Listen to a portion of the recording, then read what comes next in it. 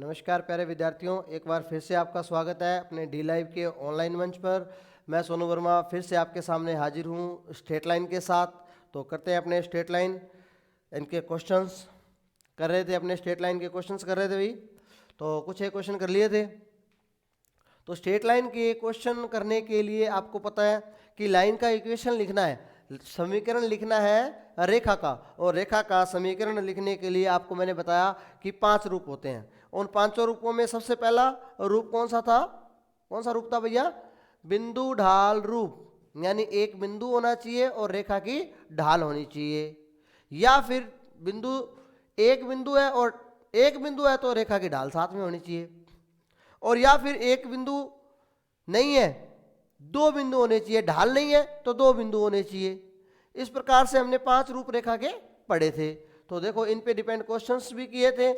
तो अब आगे अपने इन पे क्वेश्चन करते हैं। अगला क्वेश्चन जो है अपना है वो ऐसा इस प्रकार से है। क्या कह रहा है अगले क्वेश्चन में कि मूल बिंदु से किसी रेखा पर, यानी इस प्रकार से कोई रेखा है, किसी रेखा पर मूल बिंदु से किसी रेखा पर डाला गया लंब, तो मूल बिंदु से रेखा पर डाला गया लंब, ये लो भी टर्म डाल दो, बिंदु -2,9 पर मिलता है, यानी इस बिंदु पे मिलता है -2,9 पर।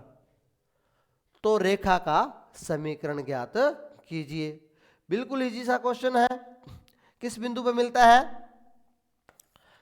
इस P बिंदु पे मिलता है। मान लीजिए क्या कह रहा है कि मूल बिंदु से किसी रेखा पर, तो किसी रेखा ये हो गई, पर डाला गया लंब रेखा से मूल बिंदु पर मिलता है, यानी जो लंब डाला गया है वो इस रेखा से इस बिंदु पर मिलता है -2,9 पर।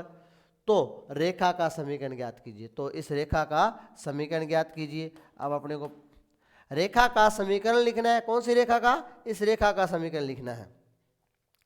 अब रेखा का समीकरण लिखने के लिए भी आपके पास बोले पर बच्चों क्या चाहिए होता है? एक तो रेखा किस बिंदु से गुजर रही है वह बिंदु चाहिए, और एक उस रेखा की ढाल चाहिए। तो वो ये बिंदु तो है हमारे पास, एक बिंदु तो है, परंतु उस रेखा की ढाल नहीं है जो हमें रेखा निकालनी है। जो चीज अपने को ज्ञात करनी होती है ना, जो रेखा अपने को ज्ञात करनी होती है उसका नाम होता है, उसको बोलते हैं अभीष्ट रेखा। जिस भी रेखा का समीकरण आपको ज्ञात करना होता है उसको हम बोलते हैं अभीष्ट रेखा। तो मुझे इस अभीष्ट रेखा, इस रेखा का क्या करना है? समीकरण ज्ञात करना है। तो इस रेखा का समीकरण ज्ञात करना है तो मेरे पास इस रेखा के लिए क्या होना चाहिए? एक तो यह है जिस बिंदु से गुजरती है वो बिंदु होना चाहिए। तो मेरी रेखा ये जो है वो P बिंदु से गुजर रही है, अभी कोई दिक्कत नहीं है। अब बात आती है कि इसकी ढाल होनी चाहिए। अब यदि ढाल है तो अच्छी बात है। अब ढाल निकालने के 2 तरीके कौन कौन से? या तो अपने को दिया हो उसने कि वो एक्स अक्ष के साथ कितने डिग्री का कोण बना रही है, तो ऐसा तो क्वेश्चन में नहीं दिया कि वो एक्स अक्ष के साथ कितने डिग्री का कोण बना रही है। और या फिर अपने पास ढाल निकालने का तरीका कि वह रेखा 2 बिंदुओं से गुजरी, तो ऐसा भी कुछ नहीं है, 2 बिंदुओं से भी नहीं गुजर रही। क्या सर ये तो गुजर रही है? अरे भाई ये गुजर रही है रेखा, तो इसका समीकरण लिखना है अपने को। तो देखो द्वारा क्वेश्चन को कि मूल बिंदु से किसी रेखा पर डाला गया लंब, तो मूल बिंदु से ये किसी रेखा पर डाला गया लंब, लंब डाल दिया, वो रेखा को उस बिंदु पर मिलता है। तो रेखा को इस बिंदु पर मिल गया ये, तो उस रेखा का समीकरण ज्ञात करना है। मुझे रेखा का समीकरण लिखना है इसका। तो इस रेखा के लिए बिंदु चाहिए, बिंदु मिल गया, ढाल चाहिए। अब तो ढाल के लिए आप पहले ओपी रेखा की ढाल निकाल सकते हैं।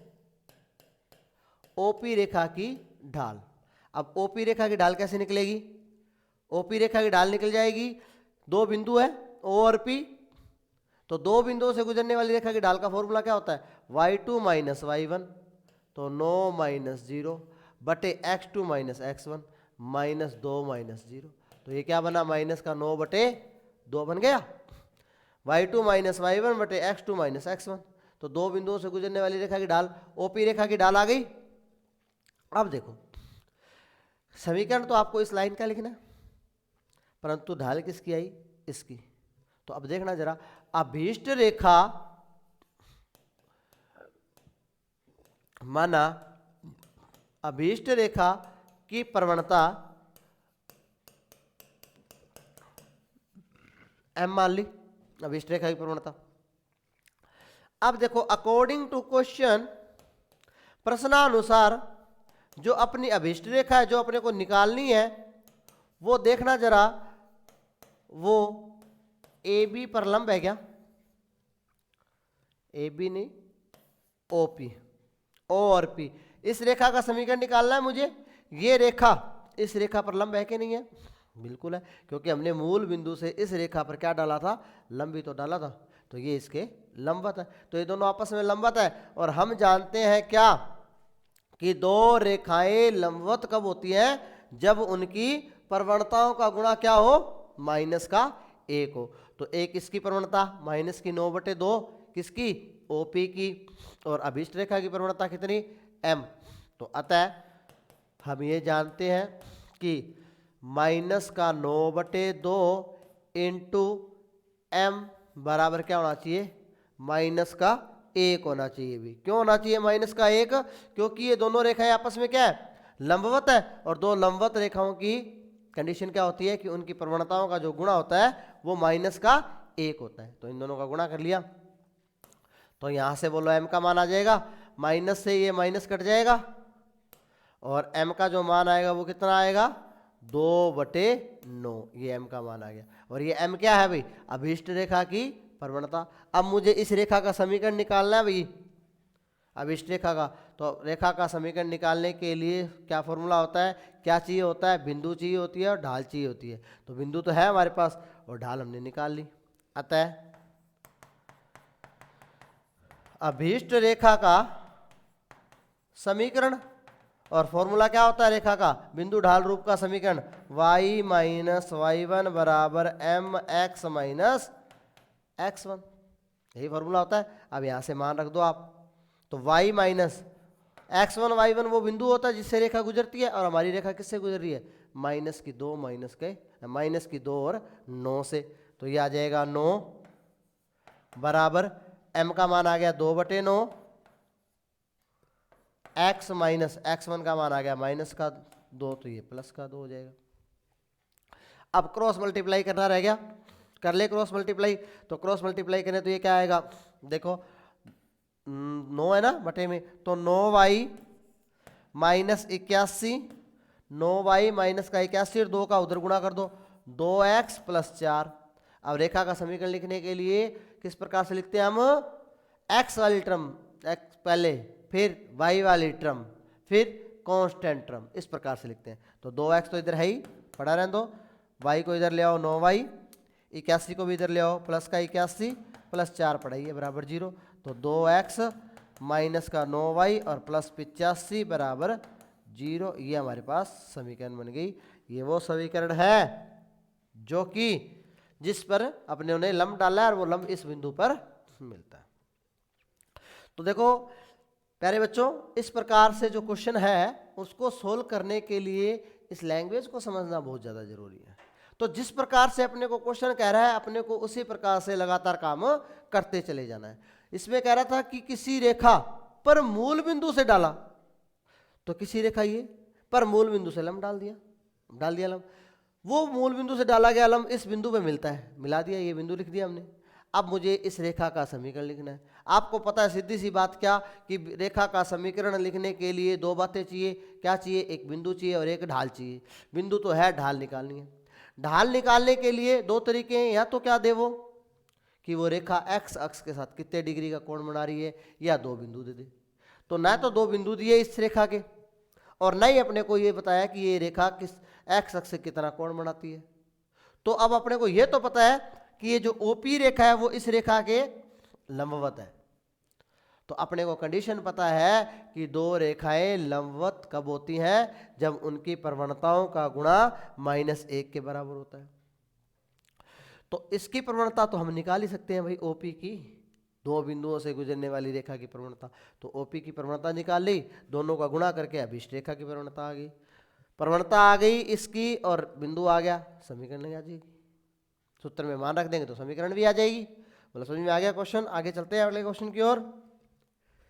चलो जी, अक्षों के बीच रेखाखंड का मध्य बिंदु P AB है, दिखाइए कि रेखा का समीकरण ये होगा।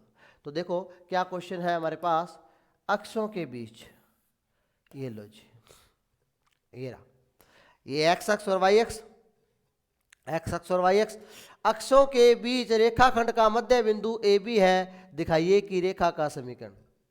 तो अक्षों के बीच में ये है, इसका मध्य बिंदु P A, B है, ये दिया है अपने को, और कह रहा है कि इस रेखा का समीकरण ज्ञात करो। अब देख लो, इस एक्स अक्ष पे काट रही है, तो इस बिंदु को मैं नाम दे देता हूं A, क्या नाम दे इसको, P A B, A बिंदु दे दिया और इसको B बिंदु दे दिया। अब मान लेते हैं कि एक्स अक्ष पर काटा गया अंतःखंड जो है वो x1 है और y अक्ष पे काटा गया अंतःखंड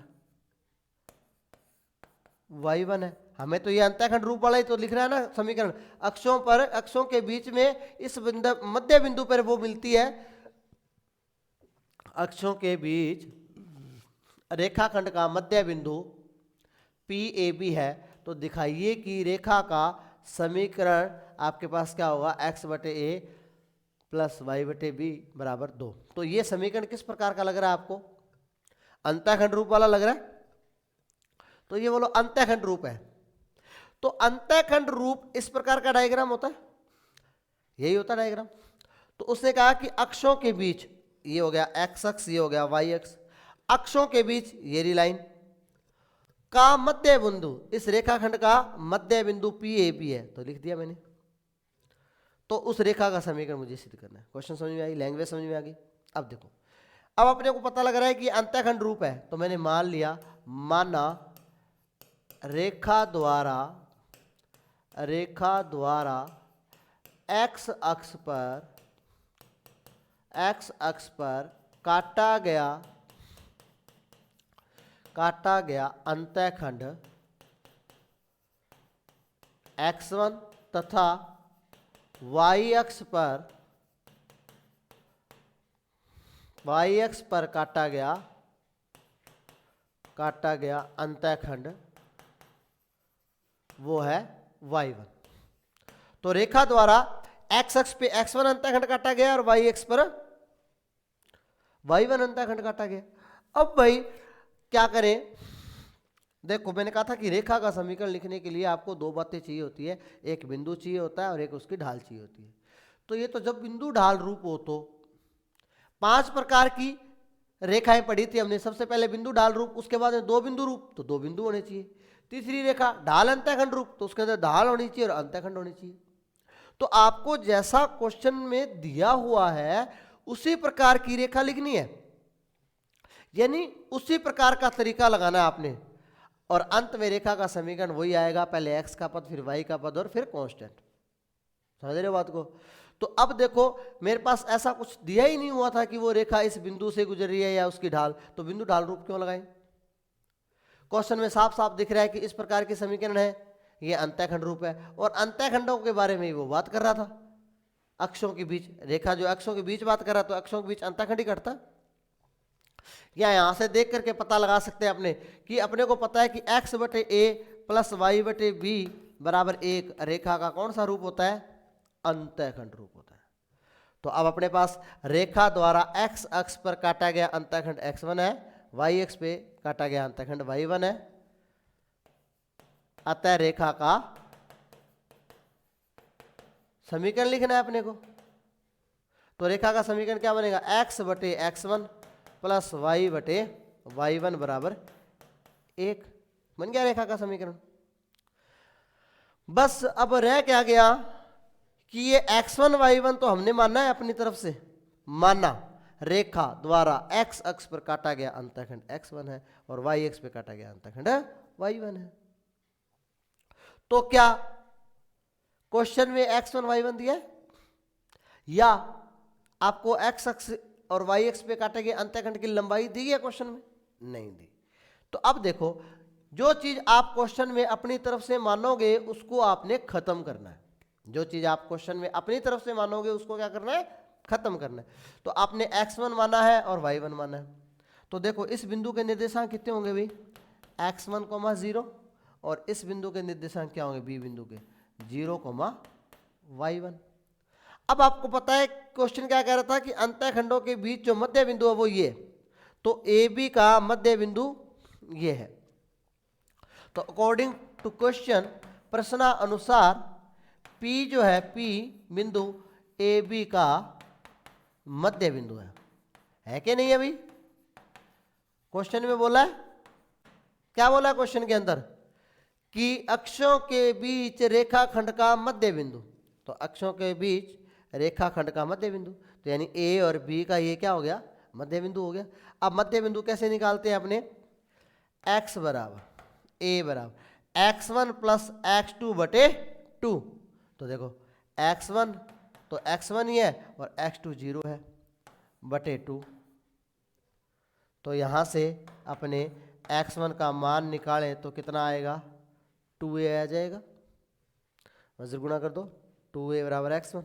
इसी प्रकार से ये जो b है वो किसका निर्देशांक का, y का, और y बराबर सूत्र क्या होता है, y1 प्लस y2 बटे 2। तो y1 का मान तो है 0 और y2 का मान है y1, 0 और ये y1 बटे 2। तो यहाँ से अपने पास y1 का जो मान आएगा वो आ जाएगा 2b। x1 और y1 हमें खत्म करने थे, x1 और y1 के मान आ गए।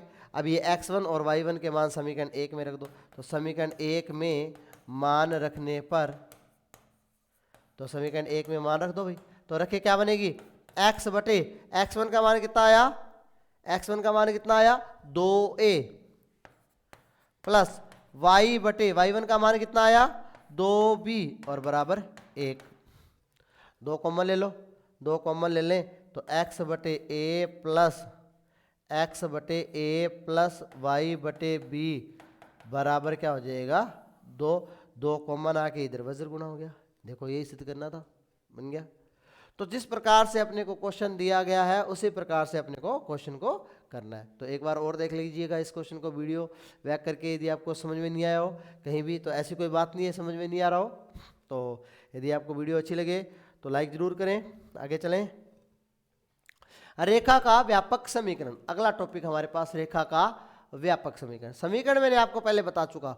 देखो व्यापक समीकरण क्या होता है कि जो किसी भी प्रकार से लिखे रेखा का समीकरण वही बनना चाहिए। देखो अब आपने 5 प्रकार पढ़ लिए, उन 500 प्रकारों में रेखा के समीकरण के अंदर पहला पद किसका आ रहा था, x का, दूसरा पद किसका आ रहा था, y का, तीसरा पद किसका आ रहा था, कांस्टेंट का। तो इस प्रकार से जो रेखा बनती है, रेखा का जो समीकरण होता है उसके अंदर पहला पद x का होता है, दूसरा y का और तीसरा कांस्टेंट। तो इस प्रकार से कोई रेखा यदि लिखी हो आपके पास तो वो क्या होती है, एक व्यापक रूप होता है। तो देख लीजिए व्यापक रूप ax plus by plus c बराबर 0। आपने 500 प्रकार लिखे थे, कौन कौन से थे, बिंदु ढाल रूप, 2 बिंदु रूप और ढाल अंतःखंड रूप, अंतःखंड रूप, लंब रूप, ये 5 प्रकार थे। इन 500 ही प्रकारों से कभी भी समीकरण निकाल लो आप। जब इनको हल करोगे, हल करके समीकरण लिखोगे तो लास्ट में जो आंसर आता है वो इसी फॉर्म में आता है। भी नहीं आता क्या, पहले x का पद, फिर y का पद, फिर कांस्टेंट। तो इस प्रकार की जो समीकरण होती है उसी को हम क्या बोलते हैं, रेखा का व्यापक समीकरण। तो चले आगे देखें, ये देखो वही लिखा है ax plus by plus c बराबर 0। और इसके क्या विभिन्न रूप, विभिन्न रूप मतलब कि अब आपको अभी तक तो देखो क्वेश्चन दिया था आपको, मान लीजिए कि x अक्ष पर काटा गया अंतःखंड की लंबाई 3 है और y अक्ष पे काटे गए अंतःखंड की लंबाई 4 है। तो रेखा का समीकरण, उस रेखा का समीकरण ज्ञात कीजिए जो x अक्ष पर अंतःखंड काटती है 3 और y अक्ष पे अंतःखंड काटती है 4। x अक्ष पे 3 अंतःखंड काटती है और y अक्ष पे कितना काटती है 4, यानी ये दूरी 3 है, ये दूरी 4 है, ये क्वेश्चन में दिया है। तो अंतःखंड रूप का फॉर्मूला x बटे a प्लस y बटे b बराबर 1, यही तो होता है। अब इसको अपने लघुत्तम लें तो 4x प्लस 3y बराबर 12।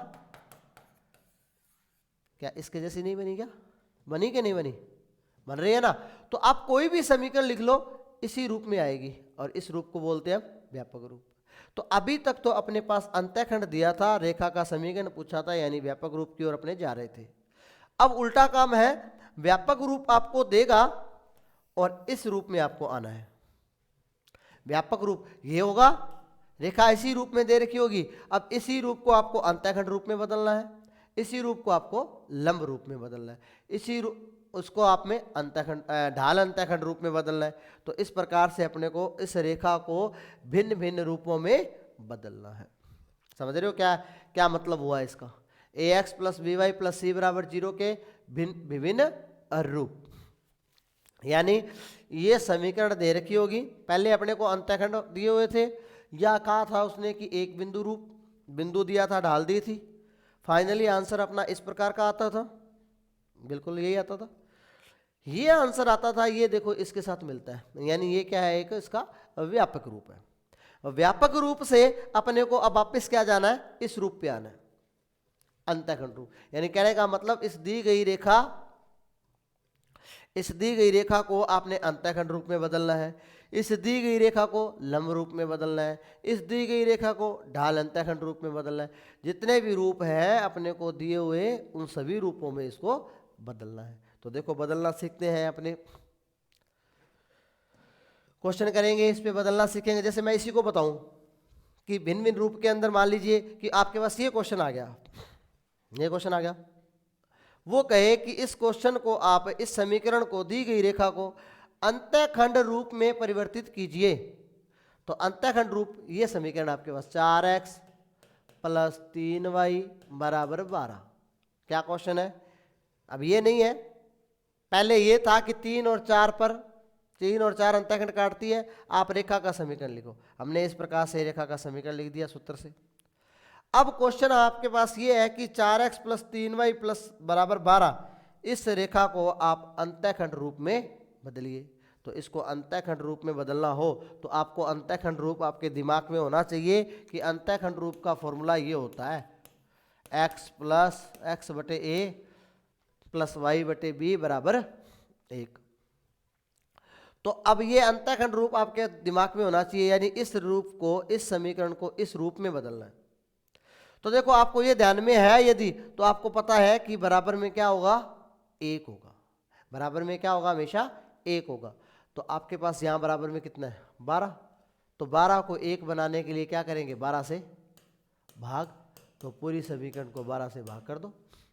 जब 12 से भाग करोगे तो ये x बटे 4 × 12 प्लस y बटे 3 × 12 बराबर 1। तो देखो बदल गई कि नहीं बदल गई, इस रूप में बन गई।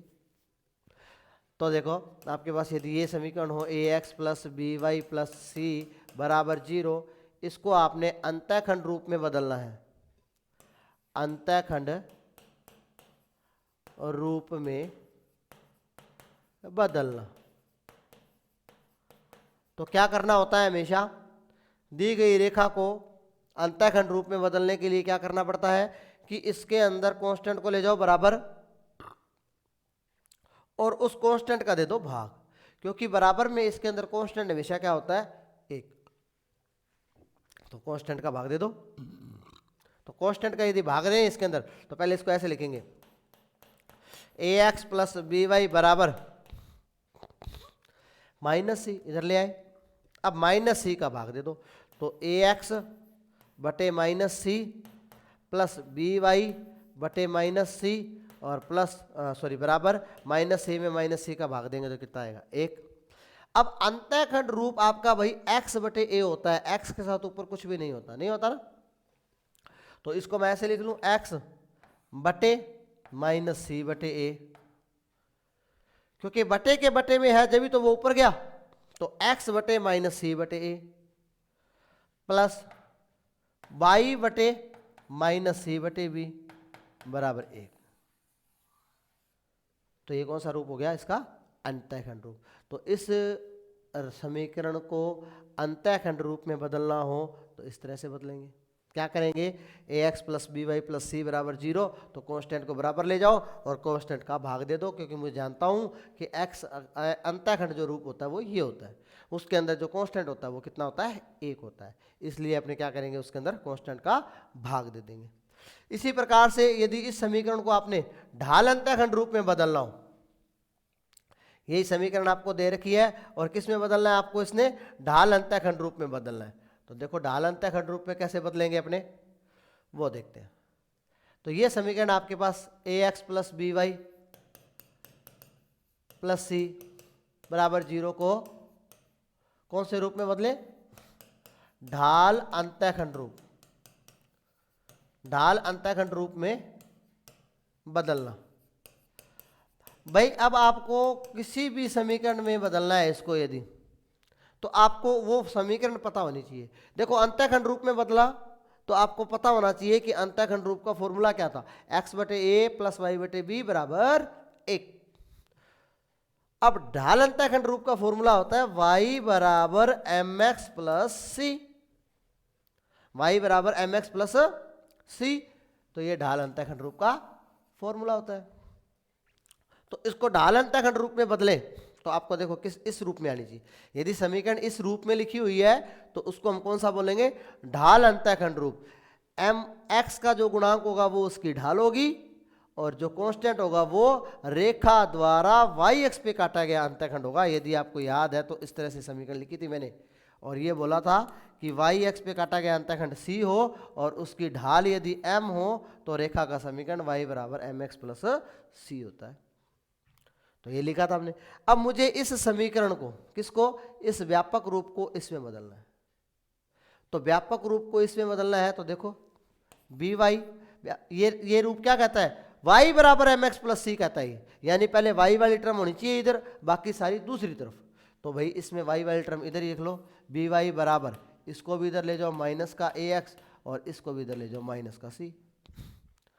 रेखा का रूप कहता है कि y के साथ कुछ भी नहीं होना चाहिए गुणांक में, मतलब उसका गुणांक 1 होना चाहिए, मतलब उसके गुणांक में जो भी है उसका भाग दे दो। तो इसका गुणांक कितना है, b से भाग दे दो। तो y बराबर माइनस का a बटे बी एक्स माइनस का c बटे b। तो देखो y बराबर एम एक्स प्लस सी बन गया। ये जो आया x का जो गुणांक होता है वो m कहलाता है, जो x का गुणांक होता है वो m कहलाता है, रेखा की प्रवणता होती है, और c उसका y एक्स पे काटे गए अंतःखंड की लंबाई होती है। जैसे मान लीजिए आपको ये समीकरण दे दी, वही दे दी, मान लो 3x प्लस 4y बराबर 12।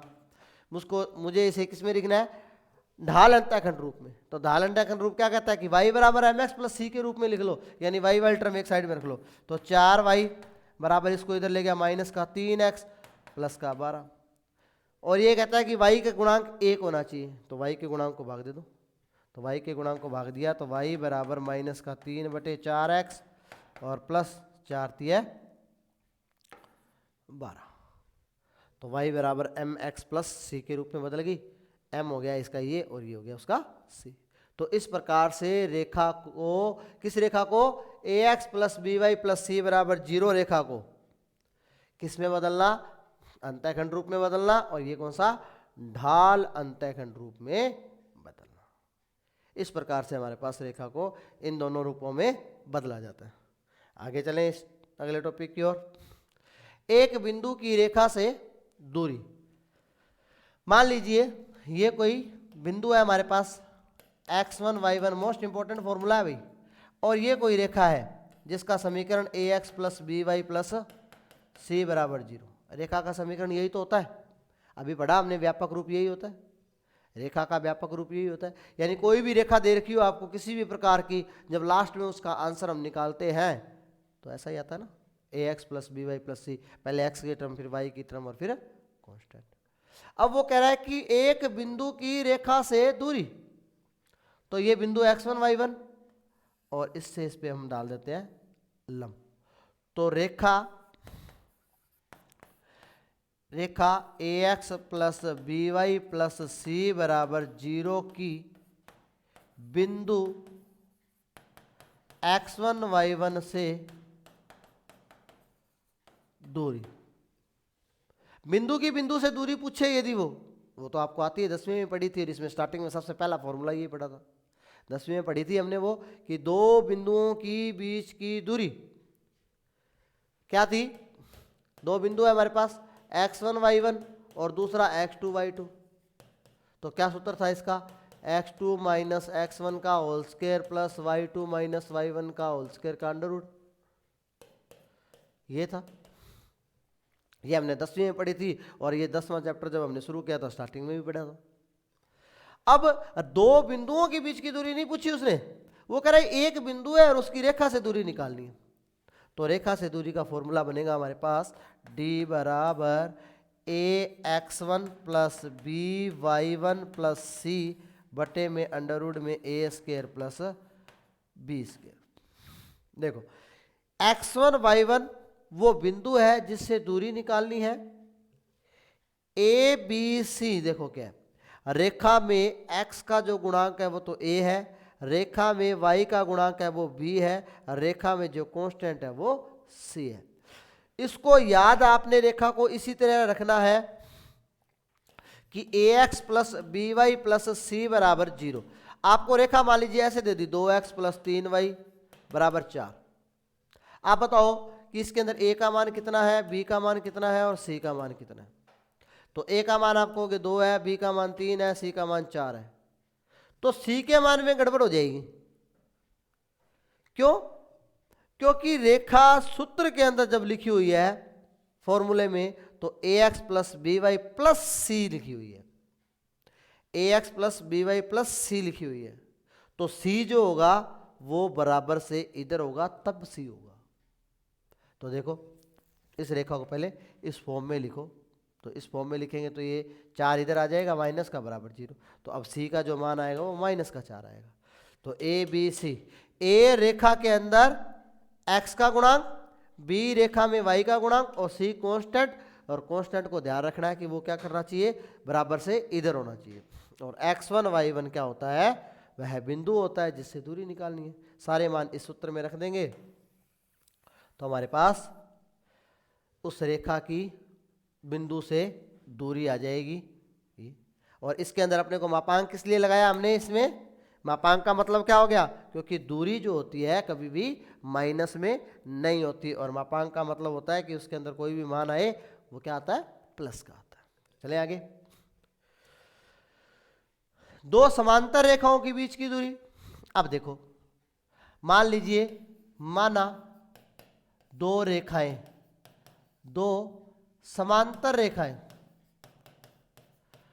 अरे भाई समांतर रेखाओं की पहचान क्या होती है, समांतर रेखाओं की पहचान उनकी प्रवणताएं बराबर होती है। और प्रवणता कैसे आती है, मान लीजिए मैंने आपको ये रेखा लिख दी 3x प्लस, अभी लिखी थी इस प्रकार की। मैं आपसे पूछूं कि इसकी प्रवणता बताओ, तो कैसे बताओगे? कह जी आपने तो प्रवणता की समीकरण में ढाल का परिभाषा जो है प्रवणता की वो तो ये बताई थी कि x अक्ष की धन दिशा के साथ वह कितना कोण बनाती है, उस कोण का यदि tan का मान लें तो वो उसकी प्रवणता कहलाती है। या तो ऐसे निकाल सकते हैं जी हम प्रवणता, और या फिर आपको दो बिंदु दे रखे हो तो हम ऐसे निकाल सकते हैं प्रवणता। यही दो फॉर्मूले बताए थे। परंतु इससे कैसे निकालें, तो इससे कैसे निकालें भाई, तो इससे निकालने के लिए आपने ये नहीं पढ़ा क्या, पढ़ा है कि नहीं, y बराबर mx प्लस c।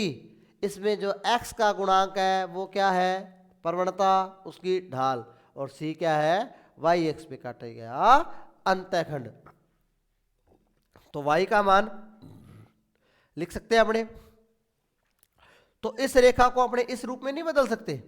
ये कौन सा रूप है, व्यापक रूप, ax plus by plus c वाला। और इसको हमने इस रूप में अभी बदलना सीखा है।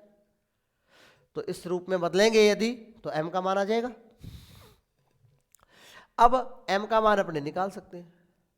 अब बताओ कि दो समांतर रेखाएं जब होती है तो उनकी प्रवणताएं बराबर होंगी ना। परंतु एक बात और कि दो रेखाएं यदि समांतर है उनकी प्रवणताएं बराबर होंगी, तो प्रवणताएं देखना कैसे आएगी, इसको इस रूप में लिखे 3y माइनस का 4x प्लस का 12, y बराबर माइनस का 4 बटे 3x प्लस 3 चौके 12। तो प्रवणता देखना जरा किस पे डिपेंड कर रही है। क्या प्रवणता को मैं ये नाम दे दूं क्या कि माइनस एक्स का गुणांक बटे वाई का गुणांक, ये प्रवणता ही तो नहीं है क्या, है कि नहीं? यही है एक्स का गुणांक बटे वाई का गुणांक। कोई भी रेखा लिख लो, 10x + 7y = 3, तो इसकी प्रवणता क्या आएगी? क्या सूत्र बन गया देखो, m = x का गुणांक 10, y का गुणांक 7। आप इसको y = mx + c के रूप में लिख के देख लो भाई, लिख के देख लो। तो 7y बराबर ये इधर आ जाएगा -10x + 3, और y बराबर क्या बनेगा -10x बटे 7 + 3 बटे 7। बन गया कि नहीं? ये प्रवणता आ गई कि नहीं? तो ये प्रवणता आ गई हमारे पास, तो यही तो प्रवणता थी। तो क्या समझाने वाली सर, यहां से यहां कैसे आ गए, बता क्या रहे थे? तो देखो इनका आपस में क्या रिलेशन है, क्या रिलेशन निकलेगा इनका आपस में। तो प्रवणता निकालने के लिए सूत्र बन गया अब आपके पास, रेखा से डायरेक्ट प्रवणता निकालनी हो। जब रेखा का समीकरण निकालते हैं तो अपने को प्रवणता की आवश्यकता होती है, और प्रवणता निकालने के लिए आपके पास दो फॉर्मूले थे। अब आपके पास रेखा दे रखी है, रेखा से प्रवणता निकालनी है, तो रेखा से प्रवणता निकालने का फॉर्मूला आपके पास ये बन गया देखो। क्योंकि मैं इसको इस रूप में लिखूंगा y = mx + c में, और जब y = mx + c के अंदर अपनों ने लिखा इसको, तो प्रवणता क्या बनी -x का गुणांक बटे y का गुणांक। अब देखो कि कोई दो रेखाएं समांतर है तो उनकी प्रवणताएं बराबर होंगी भाई, और प्रवणताएं किस पे डिपेंड कर रही है, x के गुणांक पर और y के गुणांक पर। अब दो समांतर रेखाएं हैं तो इसका मतलब उनकी जो इतनी इतनी समीकरण होगी वो क्या होगी, सेम होगी। यहां पे कुछ बदल सकता है, क्योंकि x का गुणांक और y का गुणांक ही तो सेम होना चाहिए।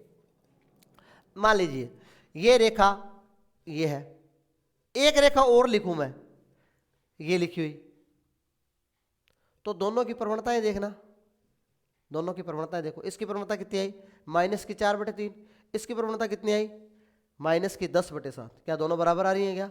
नहीं आ रही, दोनों बराबर नहीं आ रही ना, दोनों बराबर नहीं आ रही, इसका मतलब ये समांतर नहीं है। और बराबर क्यों नहीं आ रही? क्योंकि इनके x के और y के गुणांक सेम नहीं है, क्योंकि आंसर तो x और y के गुणांक से आ रहा है। अब देखना जरा, मैं एक समीकरण और लिख दूं, मैंने ये लिख दी 4x + 3y = 7। इसकी प्रवणता निकालो, तो इसकी प्रवणता निकालूंगा तो वो कितनी आएगी की प्रवणता, इस रेखा की प्रवणता तो कितनी आएगी, -x का गुणांक 4 बटे y का गुणांक। देखना जरा सेम है क्या, है ना? और रेखा सेम है क्या? रेखा सेम नहीं है। रेखा के अंदर देखो 4x + 3y = 12, इसमें 4x + 3y = 7। रेखा अलग अलग है परंतु प्रवणताएं बराबर है, इसका मतलब ये दोनों रेखाएं समांतर है। और समांतर रेखाओं की एक और पहचान क्या होगी कि उनकी x और y के गुणांक क्या होंगे, सेम होंगे, यानी इतनी इतनी रेखा क्या होगी, सेम होगी। तो अब यहाँ पे आए कि माना दो समांतर रेखाएं, मैं मान लेता हूं दो समांतर रेखाएं ax + by + c1 = 0, एंड दूसरी कौन सी होगी इसी के समांतर, तो ax + by + c2 = 0। यही तो होगी ना, यही तो होगी। समांतर है तो ये इतना इतना मामला ax + by सेम होगा, सिर्फ चेंज क्या होगा समांतर रेखाओं में, कांस्टेंट। यहां से ये बात आपको समझ में आ गई होगी, है ना? तो अब देखो इन दोनों रेखाओं के बीच की दूरी निकालनी है, तो इन दोनों रेखाओं के बीच की दूरी के अंदर इन दोनों का कोई रोल रह गया क्या घटाने में, ये तो दोनों सेम ही आएंगे। तो इनका फॉर्मूला बन जाएगा d = c1 - c2 बटे √ में a² + b² का मापांक। तो इस प्रकार से दो समांतर रेखाओं के बीच की दूरी का सूत्र हो गया। तो आगे चलें अगले क्वेश्चन की ओर, अगले टॉपिक की ओर। देखो जी, अब ये क्वेश्चन शुरू हो गए यहां से अपने पास, ये सारे टॉपिक इसके क्लियर हो गए। निम्नलिखित समीकरण को ढाल अंतःखंड रूप में रूपांतरित कीजिए और उसके ढाल तथा वाई अक्ष पर काटे गए अंतःखंड ज्ञात कीजिए। तो ढाल अंतःखंड रूप कौन सा होता है भाई, याद होना चाहिए अब आपको। ढाल अंतःखंड रूप कौन सा होता है, y बराबर mx प्लस सी, ये होता है ढाल अंतःखंड रूप। इस रूप में मुझे बदलना है, किसको, इस समीकरण को, दी गई समीकरण को इस रूप में बदलना है। यही तो बोला कि निम्नलिखित समीकरणों को ढाल अंतःखंड रूप में रूपांतरित कीजिए। और ये समीकरण है किस प्रकार की, ax plus by plus C बराबर 0 जैसी। तो लिख लो, इस रूप में लिखना है। तो समीकरण नंबर 1, समीकरण 1 को या समीकरण 1 से देखो, हमें y की टर्म चाहिए इधर, तो 7y बराबर, दूसरी टर्म उधर ले जाओ, माइनस का x, y बराबर माइनस का 1/7x प्लस 0। तो यहां से देखो समीकरण 1 ये दे दो 2, इसको दे दो समीकरण नंबर 3। समीकरण 2 व 3 की तुलना करने पर या तो तुलना कर लो, और यह आपको याद होना चाहिए कि रेखा y बराबर mx प्लस सी के रूप में होती है, और x का जो गुणांक होता है वो क्या होता है, m का मान होता है, और कांस्टेंट जो होता है वो c का मान होता है। तो यहां से m का जो मान आएगा वो कितना आएगा, माइनस का 1/7, और c का मान आएगा वो कितना आएगा, 0। यही पूछा था कि उसकी ढाल ज्ञात कीजिए तथा वाई एक्स पे काटे गए अंतःखंड की लंबाई ज्ञात कीजिए। तो सी का जो मान होता है वो वाई एक्स पे काटा गया अंतःखंड होता है, और एम का मान जो होता है उसकी ढाल होती है। तो एम का मान आ गया। इसी प्रकार से ये पहला पार्ट था। आप सेकंड पार्ट को कर सकते हैं, इसको लिख लो किस रूप में, वाई बराबर ढाल अंतःखंड रूप में कर लेंगे। ये देखो, ये वाई बराबर ढाल अंतःखंड रूप में सीधा ही लिखा हुआ है, वाई बराबर 0x प्लस 0 लिख सकते हैं क्या इसको ऐसे, y बराबर 0 है ना, तो y बराबर इसको क्या लिखेंगे, x का टर्म नहीं है, x की टर्म होनी चाहिए फिर c की, तो x को लिख दिया मैंने 0x प्लस 0। तो m का मान कितना हो गया, 0 हो गया, और c का मान भी कितना हो गया, 0 हो गया। इसको आप लिख सकते हो पहले 3y, y की टर्म पहले 3y, फिर उसके बाद में x की टर्म, तो माइनस का 6x इधर आ गया, माइनस का 5 यानी प्लस का 5, 6x प्लस 3y माइनस 5। तो इसको लिख दिया हमने क्या, y की टर्म पहले चाहिए, फिर x को इधर ले गए और इस 5 को भी इधर ले गए। अब y का मान चाहिए अपने को, तो माइनस का 6/3 x और प्लस 5/3। तो y बराबर ये बन गया माइनस का 3 दूनी 6x प्लस 5/3। इसकी तुलना कर लो भाई, y बराबर mx प्लस सी से। अतः m बराबर क्या होता है, जो x का गुणांक होता है वो m होता है। तो x का गुणांक यहाँ पे माइनस का 2 है, तो प्रवणता तो हो गई m बराबर माइनस की 2, और जो कांस्टेंट होता है वो होता है c, जिसको बोलते हैं हम वाई एक्स पे काटा गया अंतःखंड। तो वो हो गया 5/3। क्लियर होगी बात यहाँ तक। आगे बढ़े अगले क्वेश्चन की ओर।